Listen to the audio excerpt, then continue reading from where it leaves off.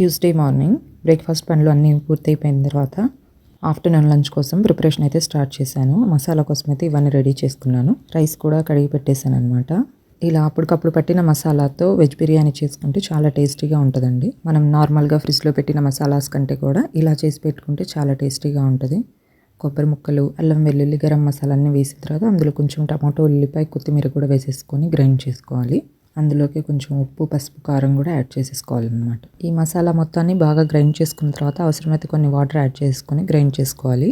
దీన్ని మనం బాగా తాలింపు వేగిన తర్వాత యాడ్ చేసేసుకొని బాగా నూనె తేలేంత వరకు ఫ్రై చేసేసుకోవాలి. ఇది బాగా నూనె తేలింది అనుకున్నప్పుడు మాత్రమే ఇందులో కొంచెం పెరుగు కూడా యాడ్ చేసేసుకుంటే మసాలాస్ కొంచెం బ్యాలెన్స్ అవుతాయి. తర్వాత ఇందులోనే కట్ చేసుకున్న వెజెస్ అన్ని యాడ్ చేసుకొని వాటర్ కూడా యాడ్ చేసుకొని ఒక బాయిల్ వచ్చిన తర్వాత రైస్ అయితే యాడ్ చేసుకుంటున్నాను. ఇందులో కాంబినేషన్గా వెజ్ కర్రీస్ బాగానే ఉంటాయి. నేనైతే ఎగ్ మసాలా చేశాను. Stay healthy and happy. Bye అండి.